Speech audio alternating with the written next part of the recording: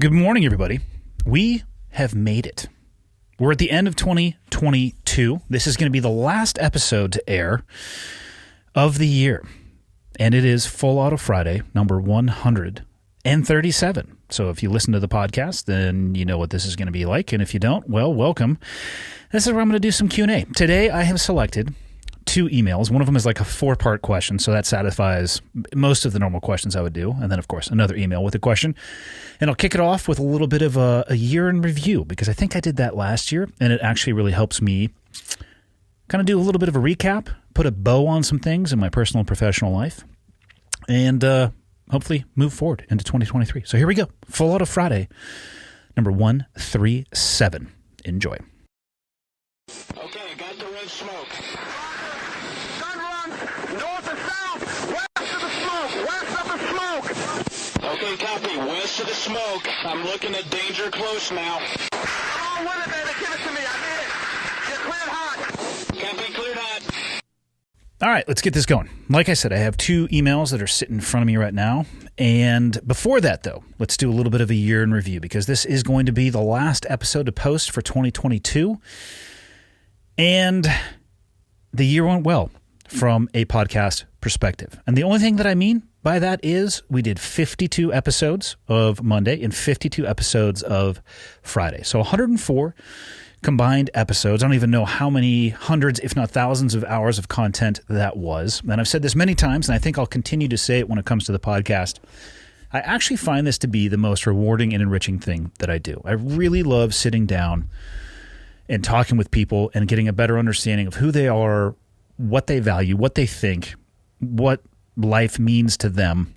And I didn't know that the podcast would provide that to me. So I don't look at it even necessarily as work. I try to treat it like a job from a professional perspective. But sitting down and talking with really cool people, not that hard. But it's harder than you may think to do it week in and week out, especially if you're going to have travel in between and you got to schedule and you got to plan ahead, kind of like I'm doing right now. This episode is going to come out Friday, the last Friday of 2022. And by the time this comes out, I'm already going to be in Chile, because the 777 expedition will be underway by the time this episode comes out. And on that note, before I do the year in review, or finish off the year in review, I'm going to do the best I can to do some updates from the road. So the content schedule is going to increase a little bit, hopefully, over the next few weeks. I am assuming that when we are in Antarctica, it's going to be a complete communication blackout. So I'll have episodes that are pre-scheduled to release on Monday and Friday before we actually head over, because I don't think I'm going to be able to do anything other than text through my Garmin InReach, which I'm hoping. I've done some research, and actually it's been a little bit hit or miss as to whether or not it will work. But that obviously is limited in what I can share. But what I'm going to try to do is capture content all along the way. There's a very large group of people. We have 2 people who are prepared to do tandems at all 7 locations. 7 sport jumpers. We have medical staff that's going to be coming with us. We're picking up a rigger along the way. We'll be interfacing with very interesting individuals and organizations as we travel throughout the world. I'm going to try to capture that and just release it as I can. So I'll probably release some stuff. We'll be down in Punta Arenas, Chile for a few days. I'm going to capture some stuff there, have it set and ready to go. Comms blackout, like I said, for Antarctica. We get out of Antarctica, and I'll try to get back on a release schedule and just keep everybody up to date. So I don't know how often I'm going to be able to release, but if you have your notifications set up in your device, which I actually don't even know how to do. I've done it before because I get them like when Joe comes out with a new show, but I don't actually remember how I did that. Maybe you guys can figure that out. It'll be more than a Monday and Friday, hopefully. So that's where I'm going to be and what I'll be doing as we roll into 2023. But as I was saying, my year in review for 2023. I'm pretty sure at the beginning of 2022, I was talking about trying to double the size of the podcast.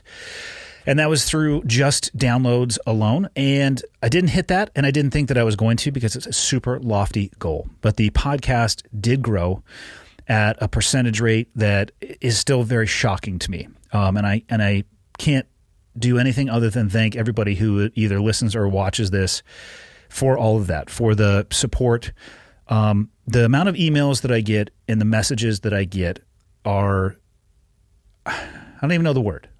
Humbling, I guess, is the only. Speechless also sometimes would be, depending on the content of the message. I share very little of what actually makes its way to me, and I do the best that I can to respond to those that I can. And if I didn't respond to you, I apologize. It's not me being malicious. There's no negative or ill will or malicious intent in any of that. I just am not able to keep up with the volume of it, but I do what I can. But what I do share are, questions like this, or the emails that are sitting in front of me for the Fallout Friday. What I don't share are some of the deeper and oftentimes a little bit darker. And by darker, I mean stories that people will share with me. It's humbling. I never thought that the podcast would have the reach that it does and touch people in the way that it does. I think that came out all right, even though I think, depending on your sense of humor, you could take that a different way.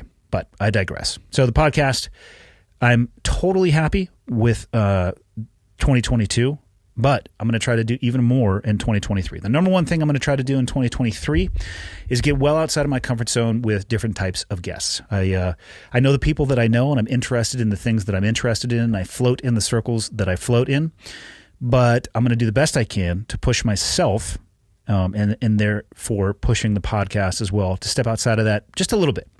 And a lot of times it's a matter of scheduling. Like, the things will kind of fall together as the year goes along, and I'm just like, I'll do 3 or 4 military guys in a row. I certainly don't want to be considered like a military podcast, even though I understand what my background is, but a lot of that is scheduling. What else? There were plenty of frustrations in 2023, as I'm sure everybody listening to this can attest to in their own life. High point for me is way easier to actually identify than the low point. And the high point for me was getting married to Leah. It was a fantastic day. It was a fantastic ceremony. It was a fantastic party. And I don't know if I've ever been this happy in my life. And it's unbelievable for me to actually say that, given, the previous 2 to 4 years.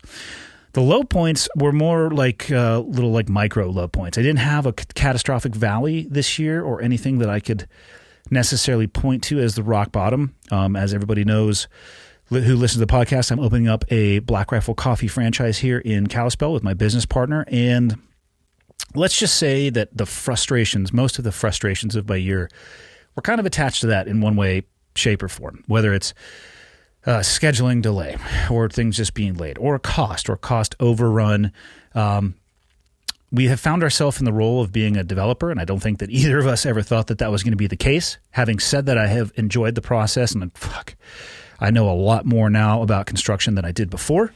Learned some incredible lessons along the way. None of them were free, by the way, so that was a little bit frustrating from time to time. But if that's the low point for me, learning lessons that's going to hopefully enhance my business knowledge and prowess moving forward, I'll take those lessons on the chin any day of the week. So all in all, not a bad year. 2022 was a year where the needle was moved in the right direction. And I definitely haven't been able to say that in every one of the years of my life, but I'm very grateful for the year that I had, and I'm looking forward to the year that I'm going to have next year. 2023. Now, having said that, how about I shut up about myself and the podcast and all that stuff and get into your questions? And like I said, this is like a 4-parter, so here we go. My husband and I have enjoyed listening to your podcast for several months now. This seemed to be the best time to write, since our 5th-year wedding anniversary is next week and his 32nd birthday is the week after that. I really appreciate your show and the things I have learned. My husband was an Army Ranger for 7 years prior to us dating. Many episodes have prompted conversations about his previous experiences that have been very meaningful to me. I believe your episodes related to mental health have also helped him gain perspective on my current job as a psychiatric nurse practitioner. Thank you for encouraging people to not feel ashamed to ask for help and to empower themselves to change. My husband is not one for gifts, so I'm hoping this shout-out counts. I truly love him and can't imagine living a life with anyone else. He works harder than anyone I've ever met, and I'm so proud to be his wife. He is an amazing father to our 3- and 1-year-old girls. He always knows how to make us laugh. He is my best friend, and I am so thankful for him. First and foremost, ma'am, that's a hell of an email, and I'm glad you're in the situation that you're in. I do have a few questions if you have the time, and yes, ma'am, I do, so let's fire away. Number 1, he finished his first triathlon this year and has mentioned interest in jiu-jitsu. I'm sure he would be interested to know, is there any training schedule you would recommend or a way to incorporate both activities?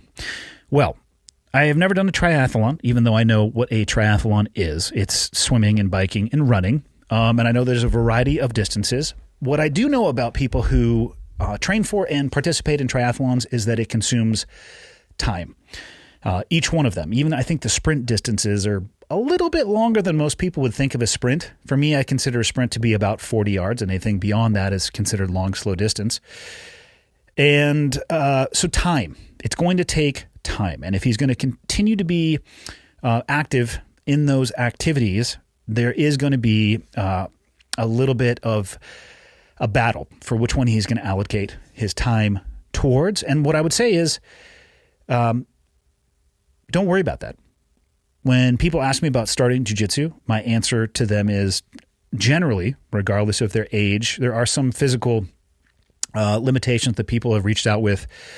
Like I have a severe neck injury, and if I do anything, I'm going to be paralyzed for the rest of my life. Like for that one, I'm just like, maybe you want to watch instead of participate in an activity where people would grab onto your head. But if that's not the case, I would say just do it as much as you can.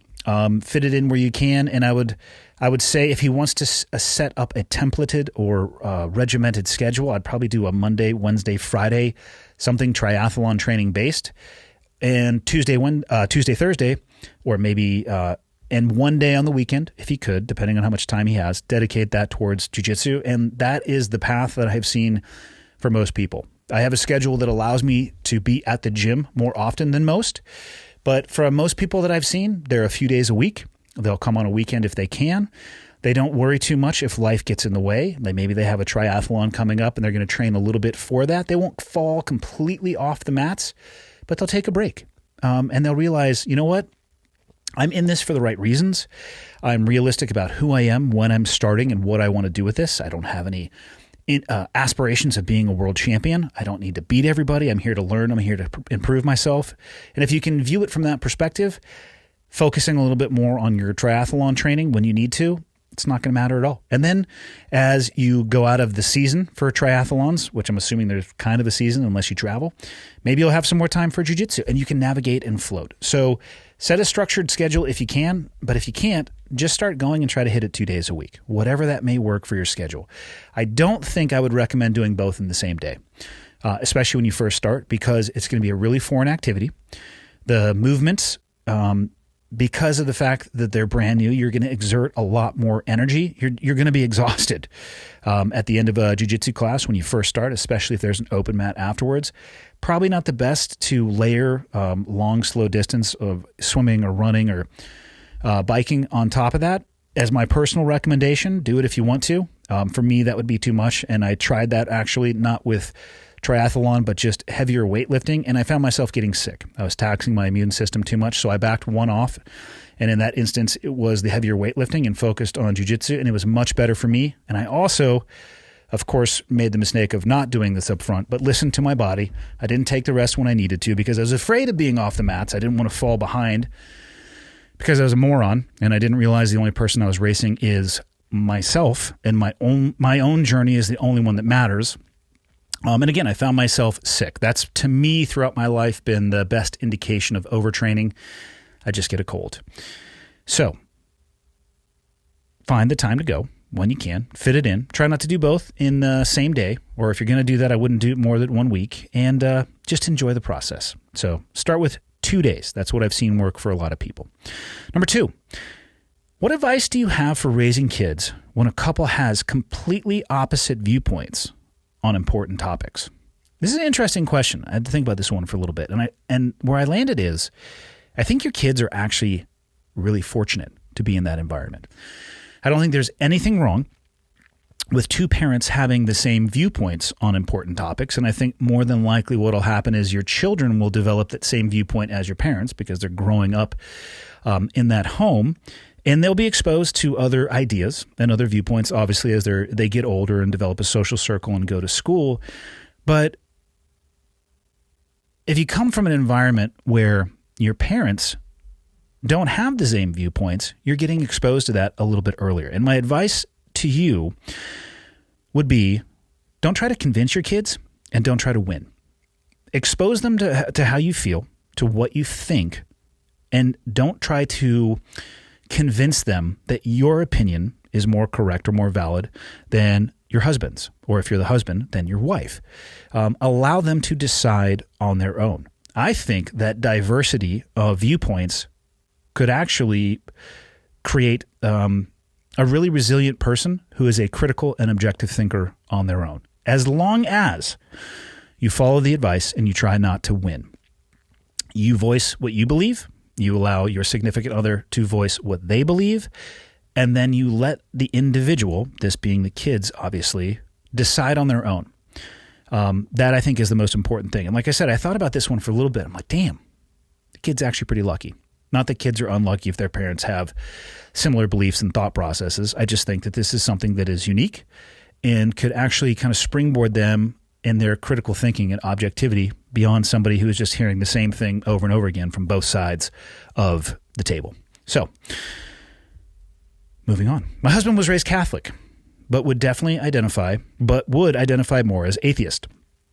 I'm Christian, and I believe it is important to cultivate a relationship with God. In parentheses, John 3:16, for God so loved the world that he gave his only begotten Son, that whoever believes in him shall not perish but have eternal life. End parentheses. While I do attend church fairly regularly, I believe it is the actual relationship with God that is more important than fulfilling a checklist of religious activities.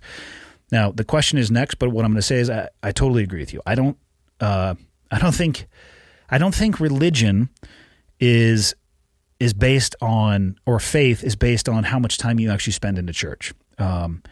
Because if my choice was, and again, I'm not a fan of binary choices, but if you gave me these two choices, you have to deal with somebody who goes to church on the days that whoever says that they need to, and when they are at church, they say and they do the right things, but when they leave church, they're an absolute piece of shit.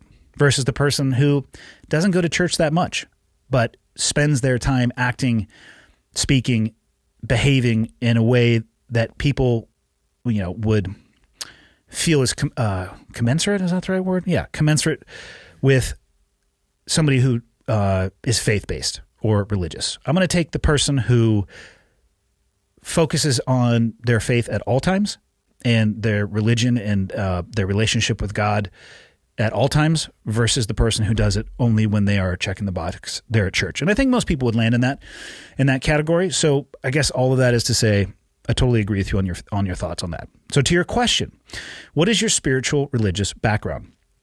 I thought in one episode you may have said you were agnostic. I really appreciate your ability to listen and have thoughtful conversations with those you may not necessarily agree with.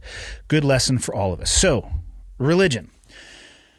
When I was young, my mom used to make me go to Sunday school. And I'm pretty sure that it was an Episcopalian church that she attended. And before that, I do remember my grandfather and grandmother on my father's side. They were active in the church. And I'll, as an aside, I recently had a conversation with my dad, and this goes back to somebody who gives money to the church and says and does the right things at the church, and then is a fucking asshole in every other aspect of their life. That was my grandfather.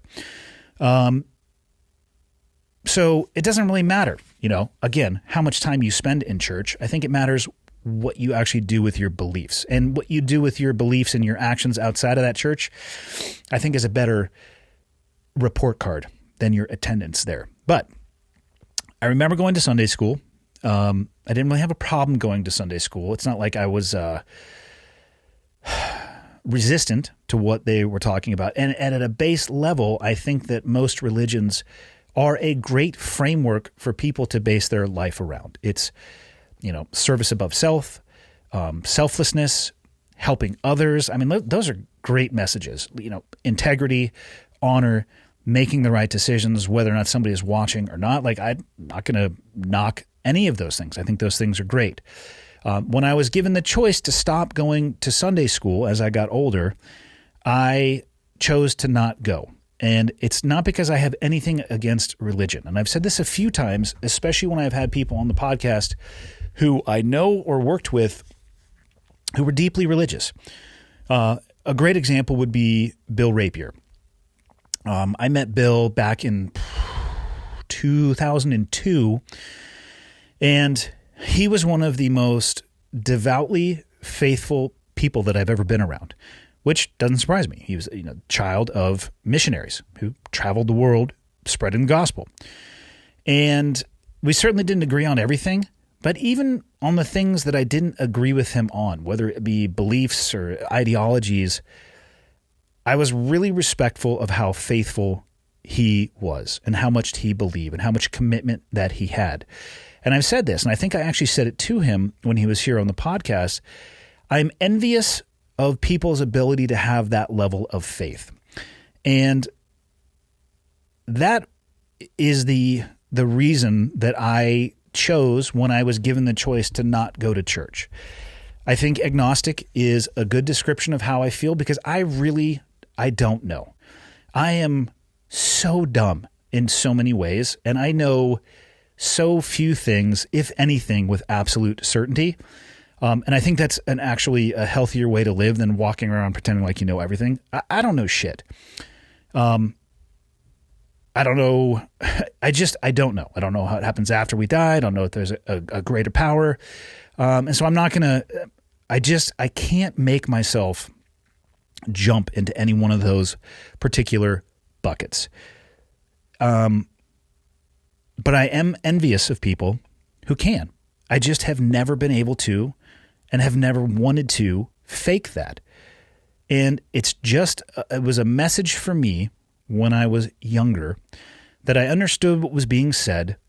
I had, I guess, at the end of the day, it was impossible for me to believe in the medium that it was packaged in and delivered. I just couldn't get there from a belief perspective. Have I seen religion do amazing things for people? I have. I've gone to church quite a few times in my adult life as well. And I went there to support, other people.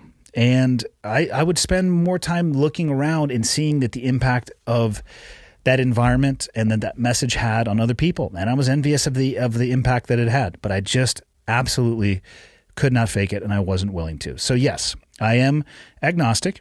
It's not because I don't believe. It's because I purely don't know. And I had exposure to it when I was younger. I had exposure to it in my adult life, and I still landed that place. Is there a chance that I'm totally wrong? Absolutely.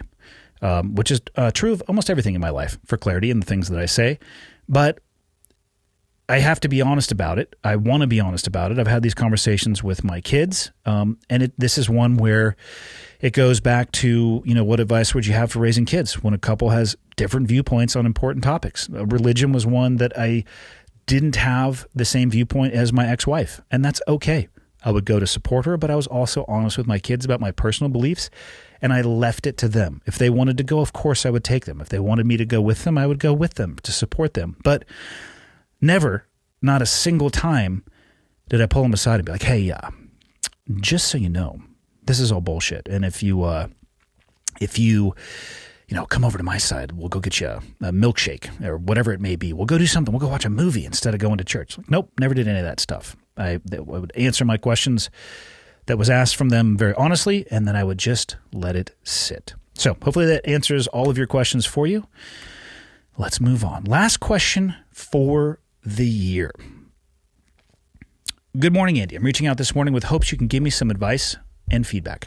I've been a long-time listener from seeing you on the JRE with Tate Fletcher and all the way from episode 1 of Cleared Hot. This is my first time reaching out. For a quick background on me, I've been a police officer for almost 6 years,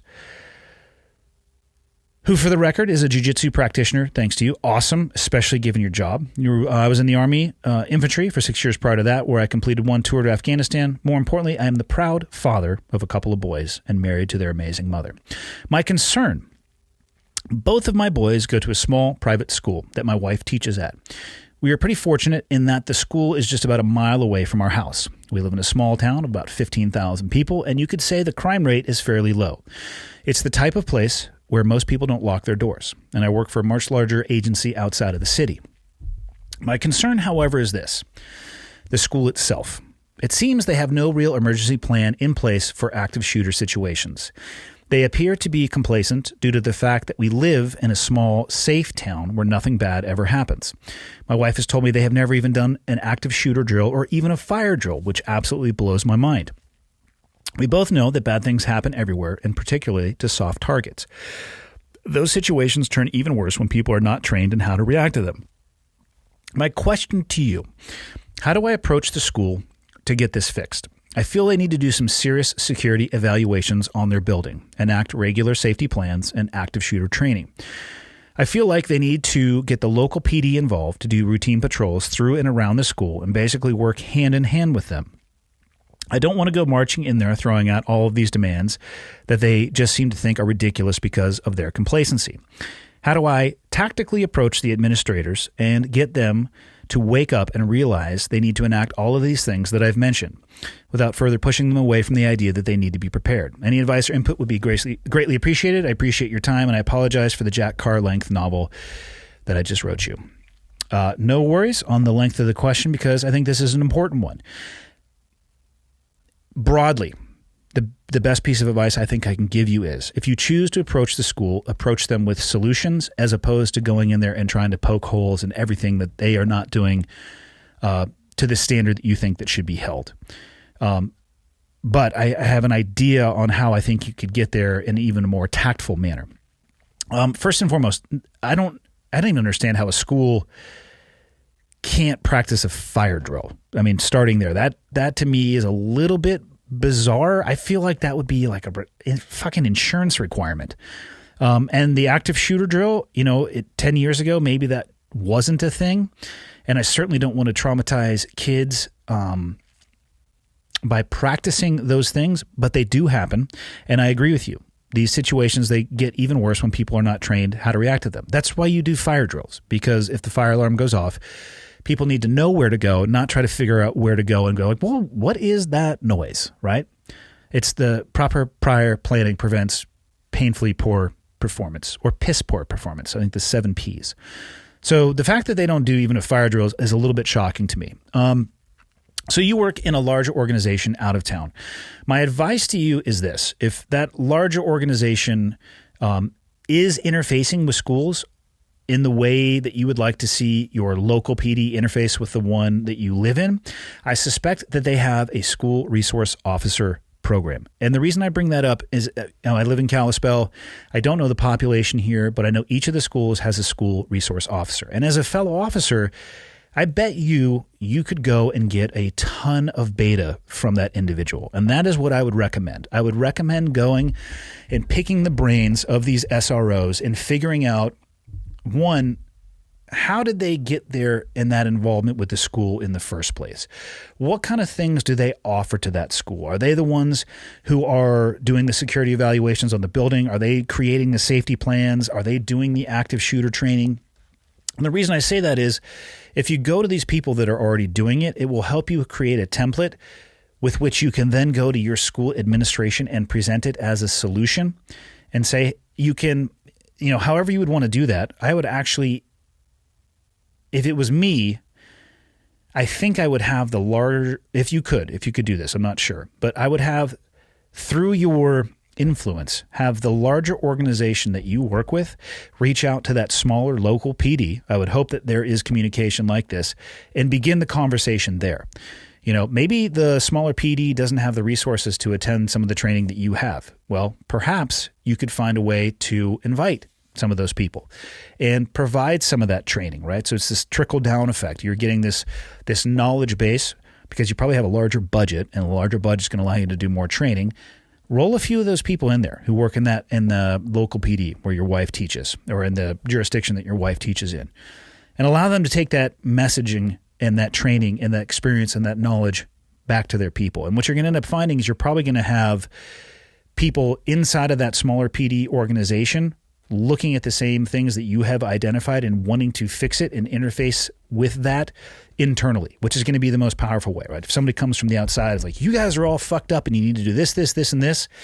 My first response is, hold on, I got something for you in my pocket, and it's my middle finger. So you can tactfully do this, I believe. Now, having said that, I've never been a cop, and I'm not sure how the communication goes between departments, but you live in the district that your wife teaches and you work elsewhere, you're the perfect person to figure that out. Go to those SROs, gather information, and when you do go approach the school or the administration of the board, my biggest recommendation is have a solution for all of the problems that you will identify. And be tactful about how you do it. Because if you go there and you just try to snipe them at all the things that you feel like they're not doing, they're going to become defensive immediately. And even if you have the best plan in place to fix what you think is wrong, they're not going to be interested in hearing what you have to say because their ego is going to get in the way, which is probably going to be a little bit bruised. And it'll be tough. So tact will matter, but do your homework first and build a network of support so that when they're ready to go, boom, it's already there.